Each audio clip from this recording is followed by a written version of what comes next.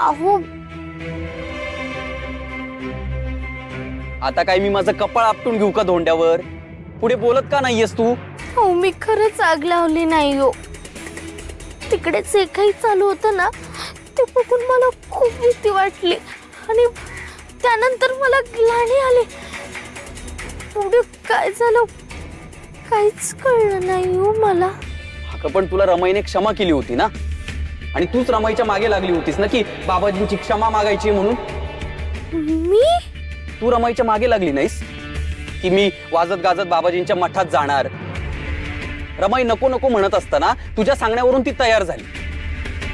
तुझ्या सांगण्यावरून पूजा चालू होती. मग अहो नाही नाही असं काय नाही हो.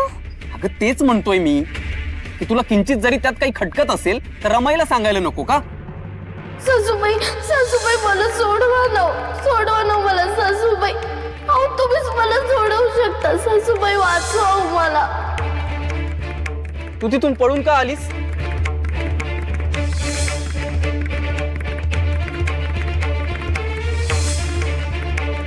रमाईने सगळं सांभाळून घेतलं असतं ना. पळून कशाला आलीस? एवढं मोठं त्रांगड करून ठेवलंयस माहितीये.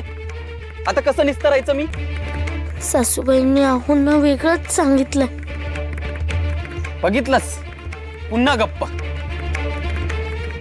अहो तुम्ही घरात चला ना. मी अजिबात येणार नाही. तुला जायचं तर जा.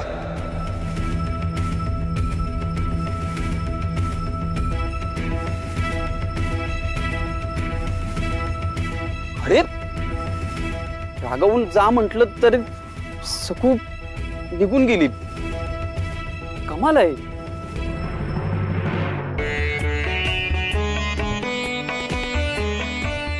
लखुमाईला भेटायला का पाठवलं नाही ते कळलं बरं. अरे अरे अरे अरे शब्द वेगळे म्हणतायत तरी स्वर मात्र कठोर लागतोय असं का? अहो दिगू आलाय तर तुमच्याही चेहऱ्यावरती स्मितरेषा असायला हवी होती की नको? हो ना. सगळं चांगलं असतं ना तर त्या लहानग्या जीवासाठी बरंच वाटलं असतं. पण तुम्हीच बघा. काय बघू?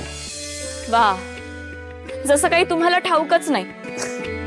अहो किती काळानंतर ते दोघे एका छपराखाली एकत्र येऊ शकताय. आता तरी दिगू आणि सखू मधली धुसफूस जायला हवी ना. जरा दोघांना निवांतपणे हसत जगू द्या. तर दिगू बसलाय गाल फुगवून. लहान कोण आहे तो किती? तुम्हाला हसायला येतंय? देवी दिगू रागावलाय असं खरंच वाटतं का तुम्हाला? अहो हा हक्काचा प्रेमाचा अधिकाराचा लटका राग आहे. ह्याच्यात ना क्रोध आहे ना वैर आहे, तर फक्त अपार प्रेम आणि आपुलकी. ती कशी? आम्ही सुद्धा गाल फुगवून असा लटका रुसवा धरून बसतोच की. पण का? कारण अपेक्षा असते की तुम्ही यावं, प्रेमाने आमची समजूत काढावी, आमचा रुसवा दूर करावा. हा असा लटका राग नात्यांची वीण अजून घट्ट करतो, जिव्हाळा वाढवतो. आधाराचा खांदा नसेल तर रडण्याला बोल नाही, आणि प्रेमाने समजणारा जर नसेल तर रुसण्यात अर्थ नाही. हीच ती वेळ आहे एकमेकांना समजून घेण्याची. तरी माझी लहानगी सखूच समंजस आहे. तिनेच आता नवरोबाचा रुसवा काढायचा. अशी कशी वागते ही मुलगी? जा म्हटलं की लगेच आत निघून गेली. मी बसलो इथे झाडाखाली कावळे चिमण्या मोजत. आपला नवरा दिवस रात्र 4-5 दिवसांच्या प्रवासावरून थकून आल्यावर लगेच आपल्याला शोधायला निघाला. तो थकला असेल, काही चिंता नाही, परवा नाही. गेली आत निघून.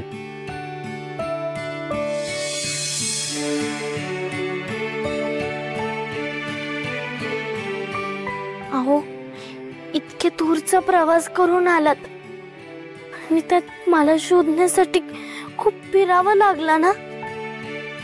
तहान लागली असेल ना, घ्या गुळ पाणी घ्या. रागवलात का माझ्यावर? नाही, चिडलात का? आता नाही म्हटलं ना मी. बघा कसं चिडून बोलताय. तू तू सकू आता मला मुद्दाम चिडवतेस हा? मी आता आता काय बोलू मी? सकू अजून लहानच आहेस तू. तुला कळत नाहीये का? काय? सखू, आपल्याला दिसतंय त्या पलीकडे काही घडत असतं ना. कळलं का? सकू, रमाई तुझ्यावर खूप चिडली आणि तिने मलाही अट घातलीये की तुला घेऊन आलो तर ती मलाही घरात घेणार नाही. अरे बापरे, सासूबाई तुम्हाला पण शिक्षा करणार? नाही नाही, माझ्यावरचा राग तुमच्यावर कशाला? मग मी जाऊ का?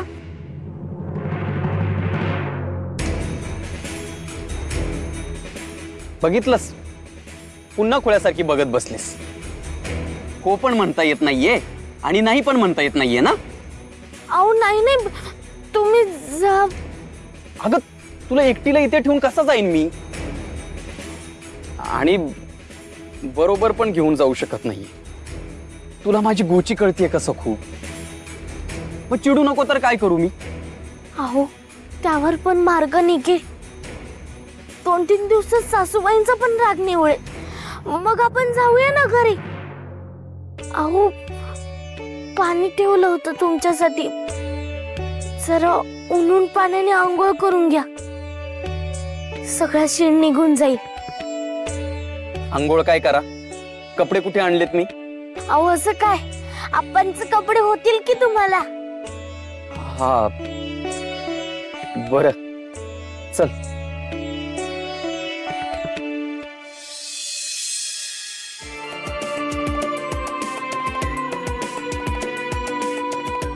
हसलीस खुळ्यासारखी. हे खुळ्यासारखं हसणं ना तुझी ओळख आहे सकू. आता तू खरी सकू वाटतेस. चल.